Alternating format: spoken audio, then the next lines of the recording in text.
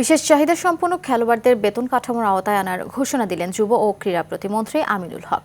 এছাড়া প্রতি বছর এইসব খেলোয়াড়দের নিয়ে লীগ আয়োজন করা হবে বলেও জানিয়েছে ক্রীড়া প্রতিমন্ত্রী। দুপুরে জাতীয় ক্রীড়া পরিষদের সম্মেলন কক্ষে বিশেষ চাহিদা সম্পন্নদের ক্রীড়া সংগঠনগুলোর সাথে মতবিনিময় সভা শেষে এমন ঘোষণা দেন তিনি। খেলাকে পেশা হিসেবে প্রতিষ্ঠিত করতেই অন্যান্য খেলোয়াড়দের পাশাপাশি বিশেষ চাহিদা সম্পন্ন খেলোয়াড়দেরও বেতনের আওতায় আনার পরিকল্পনা বলে জানান ক্রীড়া প্রতিমন্ত্রী। সভায় স্বাস্থ্য ও পরিবার কল্যাণ মন্ত্রণালয়ের প্রতিমন্ত্রী এম এ মোহিত উপস্থিত ছিলেন। আমি ইতিমধ্যে আমাদের সচিব মহোদয়কে বলেছি যে আমরা যেহেতু আগামী বাংলাদেশে খেলোয়াড়দেরকে পেশা হিসেবে প্রতিষ্ঠিত করতে চাই, খেলাধুলাকে পেশা হিসেবে প্রতিষ্ঠিত করতে চাই, আমরা সবাইকে একটি বেতন কাঠামোর ভিতরে আনতে চাই।